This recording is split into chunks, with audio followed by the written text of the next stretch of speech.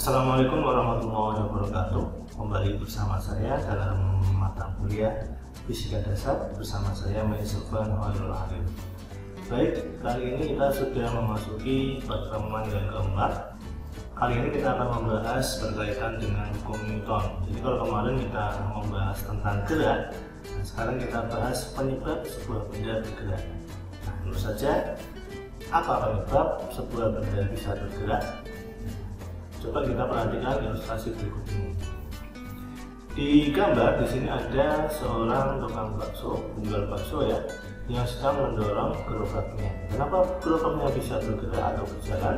Karena ada gaya yang diberikan oleh si penjual bakso kepada gerobaknya, sehingga dia bisa berpindah tempat bergerak. Ya. Kemudian, nah seperti ini, bola voli bisa meluncur dengan deras ya, melewati net karena dipukul oleh spiker misalkan ya, pemain yang bertugas melakukan smash ke bidang permainan lawan, karena dia memberikan gaya dari tangannya kepada bola. Kemudian, nah di sini ada pemain bola ya, jadi dia menendang bola, menggiring bola menggunakan kakinya, berarti bola mendapatkan gaya dari kaki pemain bola tersebut. Nah, jadi ini adalah gaya yang diberikan pemain bola melalui kakinya kepada bola. Nah, kemudian di sini ada anak-anak yang sedang lari tambang ya. Jadi masing-masing memberikan gayanya. Nah, bisa juga gaya berlawan arah seperti ini. Ketika yang menang, maka gayanya lebih besar daripada yang kalah. Jadi sekali lagi kesimpulannya adalah gaya menyebabkan sebuah benda bisa bergerak. Ya, jadi kesimpulannya dari beberapa peristiwa tadi, sebuah benda yang bergerak disebabkan oleh adanya gaya. Nah, lalu pertanyaannya, apakah gaya hanya menyebabkan sebuah benda diam menjadi bergerak? Tidak, ya.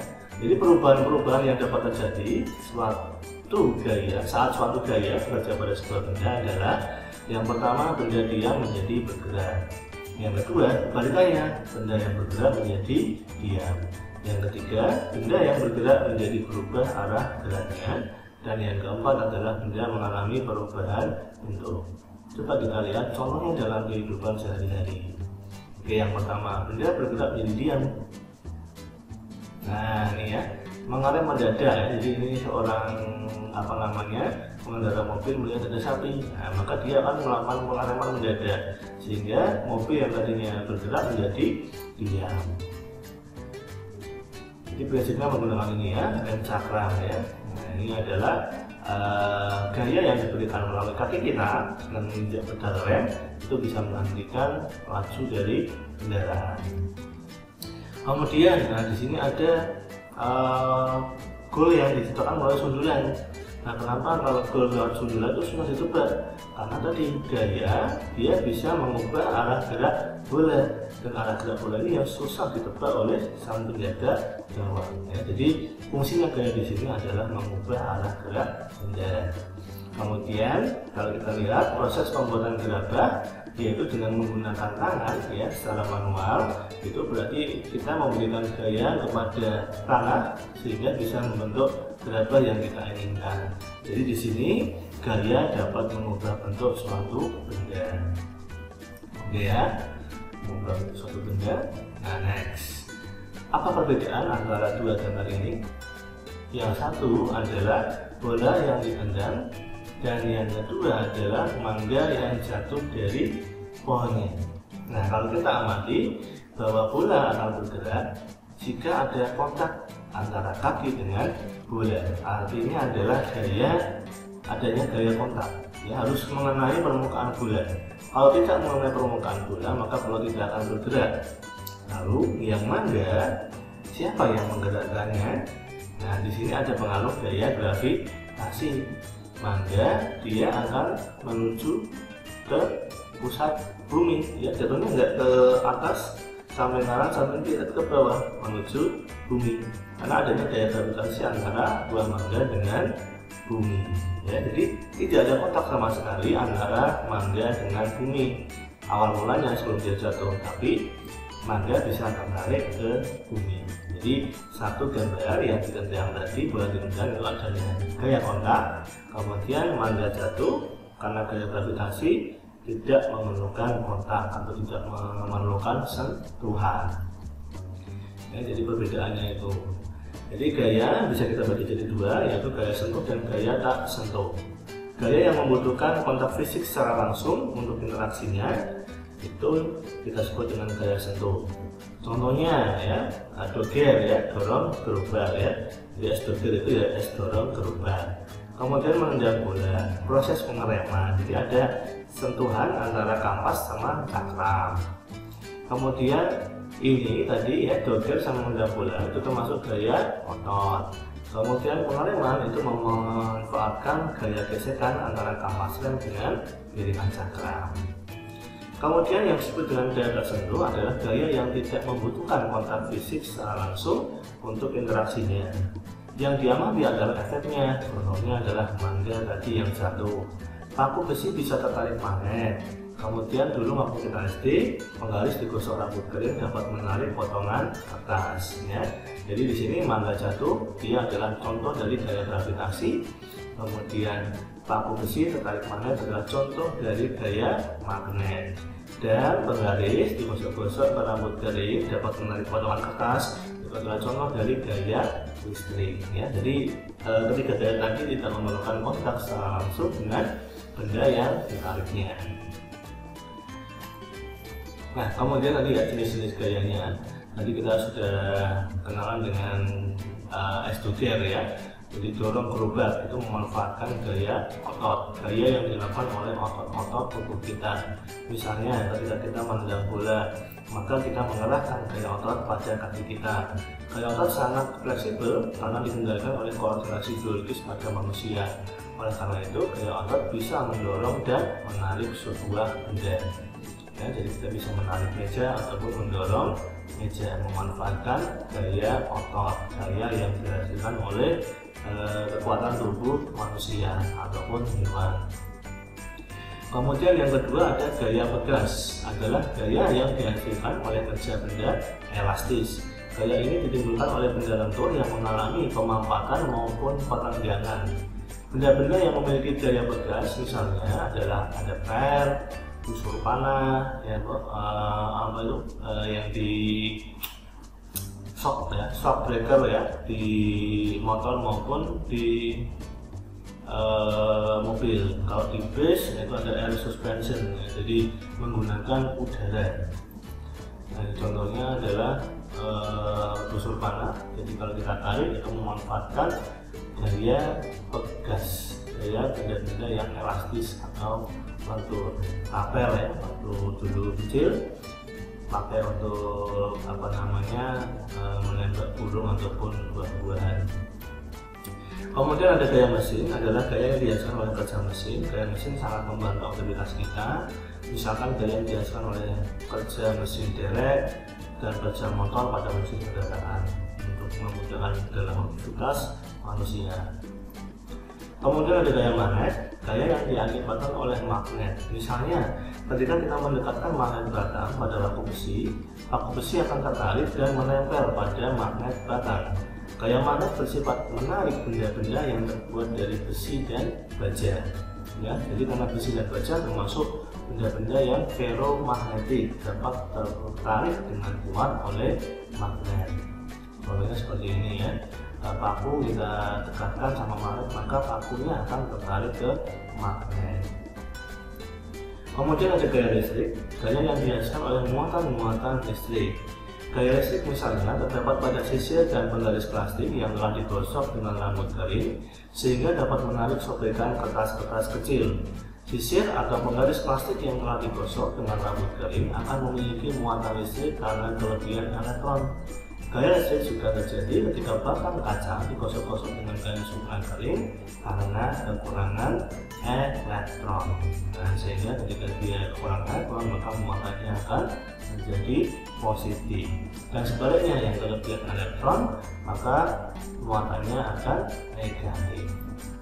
Nah, jadi seperti ini ya. Dulu salah satu percobaan yang pernah kita lakukan ketika masih SD, yang digosok-gosok ke rambut, kemudian penggarisnya dapat menarik potongan-potongan kertas kecil. Kemudian tadi yang ada gaya gravitasi bumi adalah gaya yang diakibatkan oleh daya tarik bumi terhadap segala benda di permukaan bumi.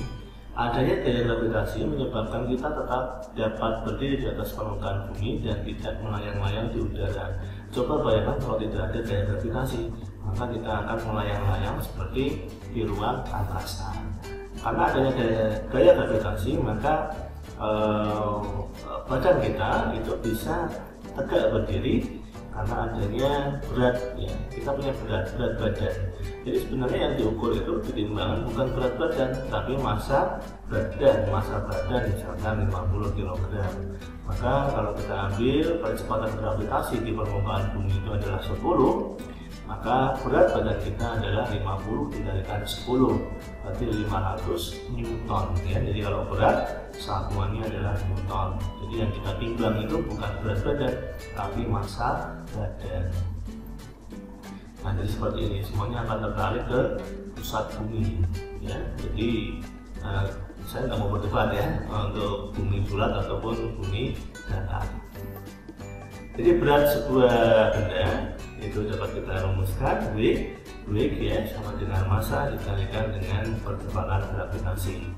W berat benda satuannya Newton, M adalah massa benda satuannya kilogram, dan G percepatan gravitasi satuannya meter per sekon kuadrat.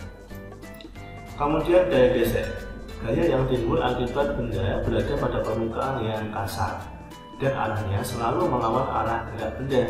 Gaya geser terdiri dari dua, yaitu gaya geser statis berlaku ketika benda diam sampai tepat akan bergerak. Yang kedua adalah gaya geser kinetik berlaku ketika benda sudah bergerak. Nah, jadi seperti ini.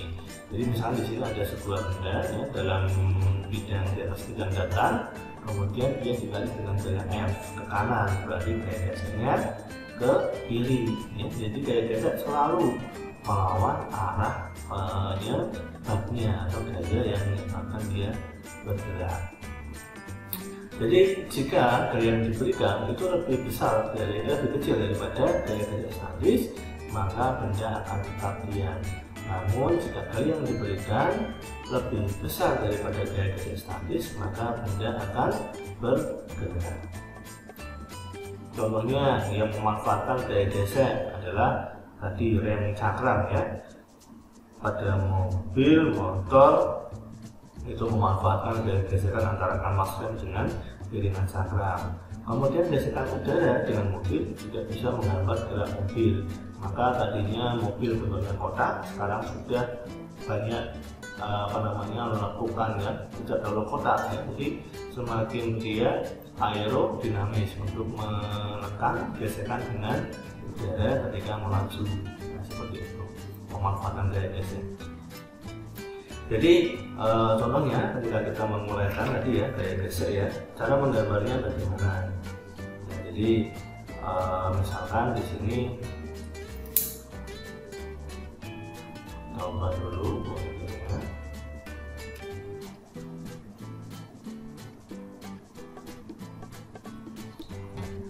Jadi misalkan kita punya sebuah benda ya, katakanlah berapa bendanya ya, masanya 5 kg aja ya, 5 kg. Lalu kita gambarkan dari gaya terlebih dahulu, dia punya massa dan berada pada bidang datar. Kalau licin tidak masalah ya, tapi kalau misalkan kita anggap ini dia kasar ya, jadi karena kita membahas gaya geser.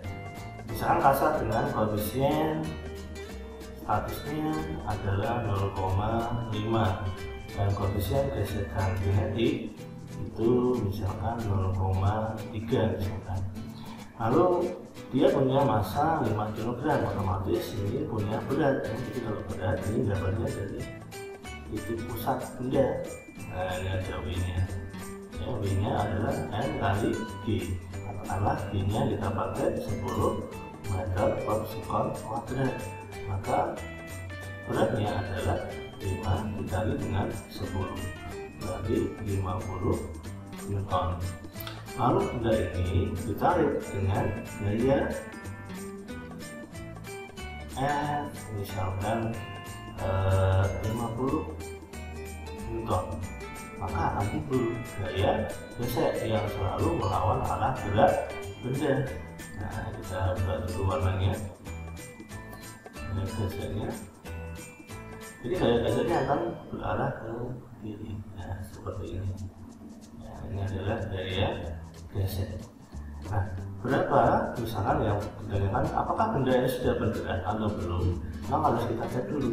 Ya, jadi di sini karena dia benda ini menyentuh bidang permukaan, maka akan ada yang namanya gaya normal. Nah, ada gaya normal. Gaya normal yang diberikan lantai pada benda N. Nah, dalam kasus ini maka nilai N itu sama dengan nilai dari beratnya, yaitu sama aja dengan 50 Newton. Nah, jadi dia sama arahnya. Nilainya sama, arahnya aja yang berlawanan. Nah, kita cek dulu apakah benda itu sudah bergerak atau belum. Nah, kita perhatikan di sini ada μs sama μk. Tadi ya, kegunaannya untuk μs dia adalah ketika benda diam atau sampai tepat akan bergerak. Sedangkan μk itu berlaku ketika benda sudah bergerak. Maka kita cek dulu untuk gaya geseknya yang statis. Jadi N dikalikan dengan mu, ya, mu ini adalah μs. Nah, seperti ini, N nya sama dengan 50, μs nya adalah 0,5. Jadi 50 kalikan 0,5 sama aja 25 Newton. Nah, kita bandingkan dengan gaya yang diberikan, yaitu 50. Nah, ternyata gaya yang diberikan lebih besar daripada gaya gesek statis, maka benda dapat kita katakan sudah bergerak. Ya, jadi kalau bergerak maka yang berlaku bukan μs lagi atau gaya gesek statis, tapi yang berlaku adalah μk ya, jadi gaya gesek kinetik. Jadi maka ketika sudah bergerak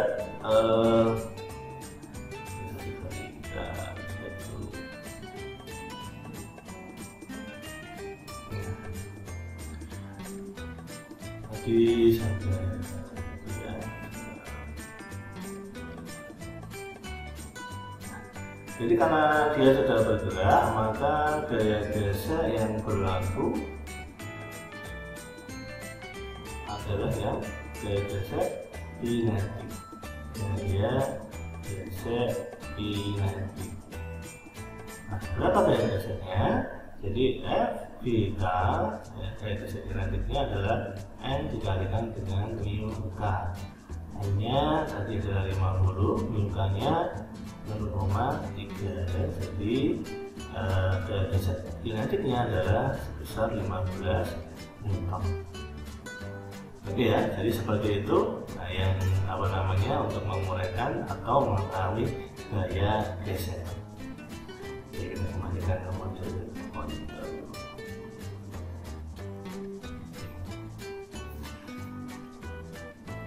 Nah, kemudian kita juga akan berkenalan dengan yang namanya gaya normal, adalah gaya yang muncul karena benda menyentuh suatu bidang permukaan. Gaya normal selalu berarah tegak lurus terhadap benda dan bidang permukaan. Nah, jadi selalu tegak lurus. Nah, jadi seperti ini misalkan ya. Nah, di sini ada gaya normal pada beberapa permukaan benda. Jadi dia akan selalu membentuk tegak lurus dengan bidangnya. Jadi kalau kita perhatikan,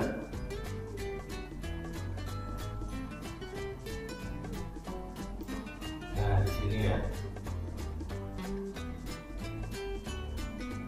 contohnya, jadi misalnya di sini awalnya dia punya berat, ya, beratnya adalah W, M kali G. Nah, dalam hal ini gaya normalnya sama dengan gaya beratnya, dan ini akan selalu tegak lurus. Nah, ini juga sama, ini ada permukaannya sebelah atas ya, maka gaya normalnya juga tegak lurus. Ini juga sama, tegak lurus. Nah, kalau seperti ini gimana? B-nya? B-nya ya akan ke bawah. Nah, seperti ini. Dari G. Kemudian kalau bidang miring, nah jadi misalnya ada theta ya, tetanya di sini, maka maka dia punya berat. Nah, berarti ini adalah W sama dengan M kali G. Nah, ini perlu kita uraikan, kemarin vektornya, jangan lupa dibalik lagi. Nah, ini perlu kita uraikan, ini adalah, jadi sudut beta itu sama dengan sudut beta yang ada di sebelah sini. Jadi nempel sama sudut ini adalah W cos beta. Sedangkan yang sejajar dengan permukaan bidang miring ini adalah W sin theta. Nah, maka nilai N untuk pada bidang miring ya, N-nya sama dengan W cos theta. Jadi bukan dengan W lagi, tapi ya dia satu sumbu. Jadi sumbunya ini kita ibaratnya kita putar sedikit ya. Jadi sumbu X-nya searah atau sejajar dengan apa namanya permukaan bidang miring. Jadi ini adalah sumbu X-nya, ini adalah sumbu Y-nya. Jadi kita rotate sedikit, yang itu rotate diputar sedikit. Nah, jadi ini gambarannya untuk yang bidang miring. Oke, kembalikan dulu.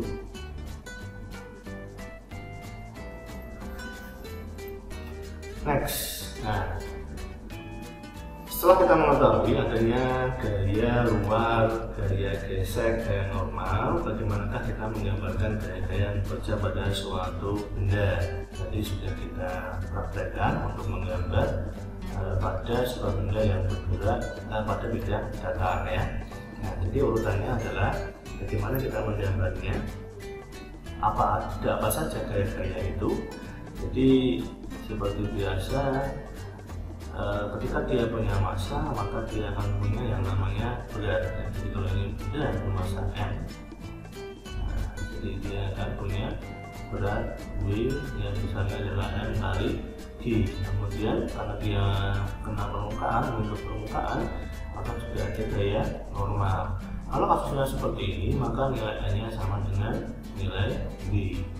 Lalu jika ada gaya luar, maka gaya luar kita menggambarkannya dari permukaan di mana gaya itu diberikan.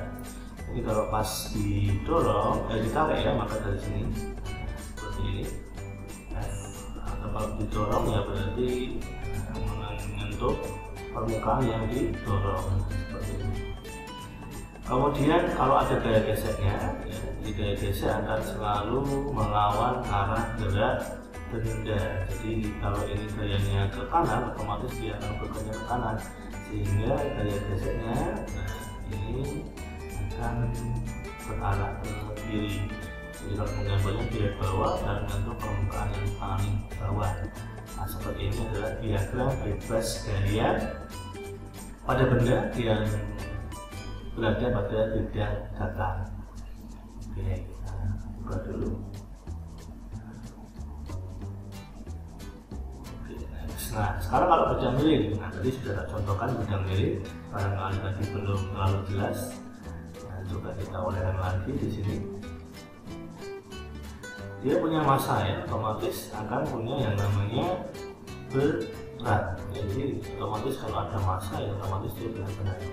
Jadi ini sudutnya dulu ya, sudutnya adalah theta misalkan. Lalu beratnya arahnya tetap ke bawah, ya lurus ya, bukan miring-miring. Nah, seperti ini. Ini adalah W-nya M kali D. Kemudian itu perlu kita uraikan ke sumbu E, sumbu Y ya, dan sumbu X. Nah, karena ada faktor kesetaraan sedikit ya, maka sudut yang di sini itu sama dengan di sini. Nah, tetanya. Sehingga kalau kita uraikan, ini adalah punya nilai W cos theta ya, nempel sudut cos. Yang nggak ada sudutnya W sin theta. Nah, kemudian ada gaya normal juga, karena dia bentuk permukaan bidang miring. Nah, ini N-nya. Nah, kalau kasusnya seperti ini, maka nilai N-nya sama dengan W cos theta. Kemudian misalkan di sini F-nya adalah ditarik ya dengan gaya F, maka gaya geseknya akan punya arah yang berlawanan. Jadi gaya geseknya dia berlawanan. Nah, seperti ini. Ini adalah F-G-nya ya. Jadi ini gaya-gaya cara menggambarkan gaya-gaya pada bidang datar dan bidang miring. Oke ya, bisa dipahami ya. Jika ada pertanyaan silakan cantumkan di e-learning.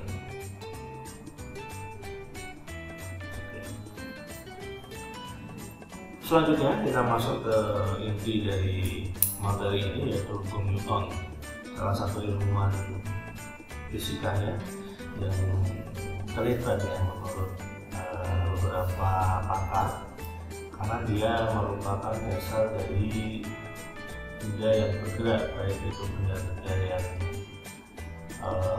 mikroskopis ataupun yang makroskopis.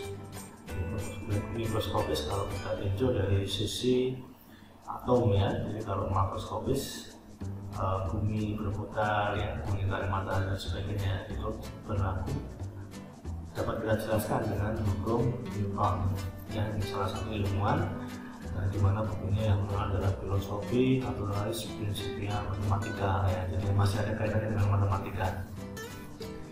Oke, kita bahas ada 3 hukum ya. 3 hukum Newton, yaitu hukum pertama kita lihat ilustrasinya. Di sini ada alih sama bagus, misalkan dia tarik menarik, ya, menarik sebuah benda.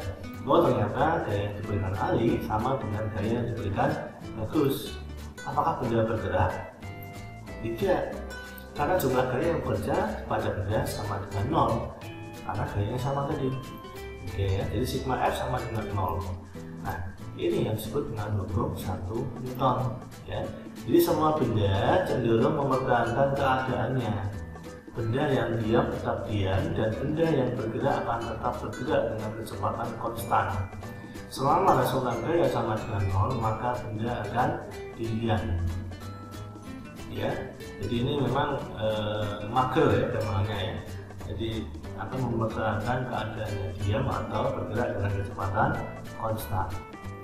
Oke, contohnya hukum 1 Newton mendefinisikan adanya sifat kelembaban benda, yaitu keberadaan besaran yang dinamakan dengan massa.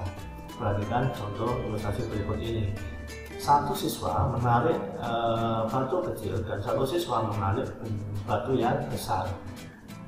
Pertanyaannya, mana yang lebih benar? Otomatis kalian akan menjawab batu yang kecil, Pak.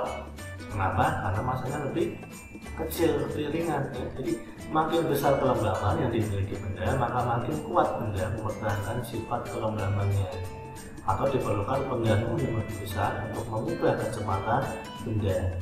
Makin besar massa, maka benda makin lembab.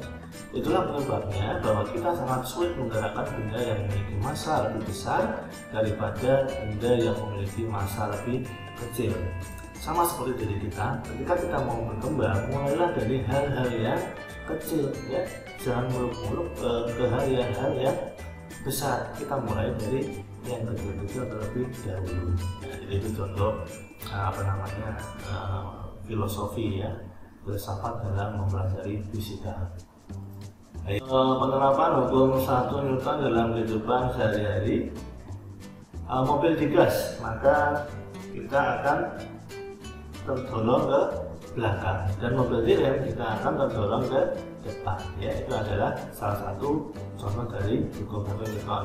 Kemudian kalau kita mau percobaan di rumah, kalian bisa mencoba secari kertas HPS ya, itu letakkan di atasnya HP ataupun gelas, kemudian tarik keras itu pelan-pelan, maka dia akan ikut bergerak. Tapi kalau kita menarik kertasnya sangat cepat, maka gelas tidak akan bergerak. Kenapa? Ketika kita memberikan gaya ya, menarik kertas dengan cepat, itu artinya limitnya kan mendekati 0 ya, letaknya mendekati 0, maka bisa dianggap tidak ada gaya yang bekerja pada gelas. Tapi kalau kita menariknya pelan-pelan, maka delta-nya besar, sehingga ada gaya yang diberikan pada gelas. Jadi itu contoh dari hukum 1 Newton. Kemudian kedua, ini ada 2 troli ya, troli 1 kosong, troli 2 ada isinya. Jika gaya yang diberikan sama, manakah yang bergerak lebih cepat? Otomatis yang 1, karena massa troli 1 lebih kecil daripada troli 2. Jadi percepatan berbanding terbalik dengan massa A sebanding dengan skor M ya, ini berbanding terbalik. Kemudian gambar yang kedua, manakah yang bergerak lebih cepat, didorong oleh 1 orang atau 2 orang? Jawabannya meja yang didorong dengan 2 orang anak, karena gayanya 2 kali lipat. Jadi gaya percepatan sebanding dengan gaya yang diberikan. Semakin besar gaya, maka semakin besar percepatan. Semakin kecil gaya, semakin kecil percepatan. Oke, jadi hukum 1 Newton itu baru mendefinisikan besaran yang bernama massa, tetapi belum membahas penyebab benda bergerak atau berhenti. Hukum 2 Newton itu yang menjelaskan perubahan keadaan gerak benda. Hukum ini menyatakan bahwa benda dapat berubah keadaan geraknya jika pada benda bekerja gaya. Gaya yang bekerja berkaitan langsung dengan perubahan keadaan gerak benda. Ya, jadi hukum 2 Newton, percepatan yang dialami benda sebanding dengan gaya dan berbanding terbalik dengan massa benda. A sama dengan F per M, atau F sama dengan M kali A. A adalah percepatan benda, F adalah gaya yang bekerja, dan M adalah massa benda. Oke, next, contohnya di sini ya. Perhatikan peti kayu yang didorong berikut. Jika koefisien antara lantai dan balok adalah 0,3, gaya yang digunakan untuk mendorong peti kayu agar bergerak adalah 50 Newton. Pertanyaannya adalah besar percepatan yang dialami benda tersebut berapa?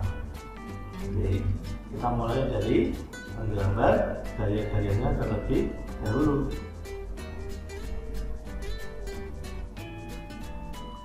Jadi punya massa 10, ya, otomatis. Nah, kalau punya 10, maka ini adalah M dikalikan dengan B, 10 dikali 10 sama dengan 100 Newton.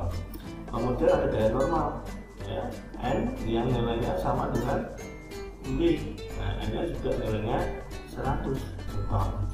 Lalu ada gaya geser, arahnya kemana? Oh, ini berlawanan dengan arah gerak benda. Nah, jadi FG seperti ini gaya yang bekerja. Lalu kita cari dulu untuk FG nya terlebih dahulu. Kita ubah dulu warnanya. Nah, besarnya FG adalah N dikalikan dengan mu, ya. Di sini sudah diketahui mu K. Nah, berarti benda itu sudah bergerak. Kita tidak perlu lagi ngecek apakah benda diam atau bergerak. Jadi FG nya sama dengan N-nya 100 ya, dikali mu K-nya 0,3, berarti 30 Newton. Sehingga di sini ada lebih dari satu gaya. Percepatannya adalah sigma F dibagi dengan M, ya. Sigma F nya ada apa aja? Oh, ada gaya F dikurangi sama gaya geser dibagi sama M.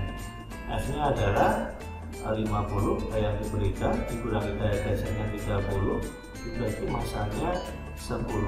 20 dibagi 10 sama dengan 2 meter per sekon kuadrat. Jadi percepatannya 2 meter per sekon kuadrat. Ya, jadi kita gambar dulu gaya-gayanya supaya arahnya bisa jelas. Nah, seperti ini ya. Oke.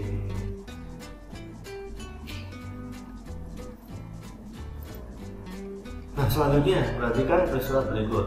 Kalau kita meniup balon kemudian kita lepaskan, ya, maka balon akan bergerak ke atas. Kenapa? Karena udara di dalam balon mendorong udara di luar balon, sehingga udara luar mendorong balon naik ke atas. Nah, ini ada aksi dan reaksi. Sama seperti kita mendorong tembok atau memukul-mukul tembok.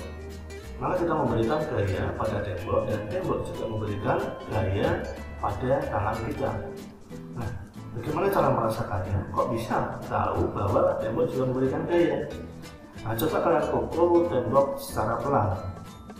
Kemudian lama-kelamaan kalian pukul lebih keras dan lebih keras lagi. Maka ketika kalian memukul lebih keras, maka semakin besar rasa sakit yang diberikan oleh tembok kepada tangan kita, karena semakin besar gayanya, ya. Jadi itu adalah gaya aksi dan reaksi antara tangan dengan tembok. Nah, sama seperti ketika berjalan, ya. Gaya dilakukan pada tangan dan kaki itu adalah reaksi dari gaya yang dilakukan kaki kita pada tangan. Jadi setiap ada gaya aksi maka selalu ada gaya reaksi yang sama besar tetapi berlawanan arah. Jadi perlu diingat bahwa gaya aksi dan reaksi tidak bekerja pada benda yang sama. Gaya aksi dan reaksi bekerja pada benda yang berbeda sehingga tidak saling meniadakan. Saat mendorong tembok, gaya aksi adalah gaya oleh tangan pada tembok, sedangkan gaya reaksi adalah gaya oleh tembok pada tangan. Jadi hukum 3 Newton, jika suatu gaya aksi diberikan pada suatu benda, maka benda tersebut akan memberikan gaya reaksi yang sama besar dan berlawanan arah dengan gaya yang diberikan. Jadi F aksi sama dengan min F reaksi. Pandangan di sini adalah bahwa gaya reaksi arahnya selalu berlawanan dengan gaya aksi. Nah, coba berikan contoh lain dalam kehidupan sehari-hari berkaitan dengan hukum 3 Newton. Nah, ada saat kita memanah ya, ada aksi tarik ke belakang, reaksinya adalah panah bisa melaju ke depan. Roket, semburan apinya itu adalah tenaga penggeraknya ke bawah ya, roketnya bergerak ke atas. Skateboard, nah ini aksinya adalah dorongan kaki ke belakang tapi melajunya ke depan. Berenang juga sama, kita mengayunkan tangan ke belakang tapi kita bisa maju ke depan di air. Mendayung juga sama, ada aksi dan reaksi. Oke, ada satu hal yang bisa kita petik ya dalam mempelajari hukum Newton ini, yaitu terutama hukum 1 Newton ya. Dari sigma F sama dengan 0. Dari rumus ini kita diajarkan jika dalam hidup kita hanya diam saja, tidak melakukan apapun, maka hasilnya sama dengan 0 alias tidak mengubah apapun dalam kehidupan kita. Maka bergeraklah supaya ada perkembangan ya, kehidupan kita bisa berkembang dari hari ke hari semakin ya, itu salah satu quote of the day hari ini. Untuk selanjutnya di sini ada beberapa soal latihan yang bisa kalian coba seperti biasa dilakukan di kertas, kemudian bisa diupload di e-learning ya, punya sunnah ya. Jadi silakan bisa dicoba 1, 2, 3, 4 ya, itu maaf salah nomor. Kemudian ini juga ada 5, 6, 7, 8. Jadi ada 8 nomor yang bisa kalian coba dan bisa kalian pecahkan untuk materi hukum Newton ini. Mungkin itu yang bisa saya sampaikan untuk kesempatan kali ini.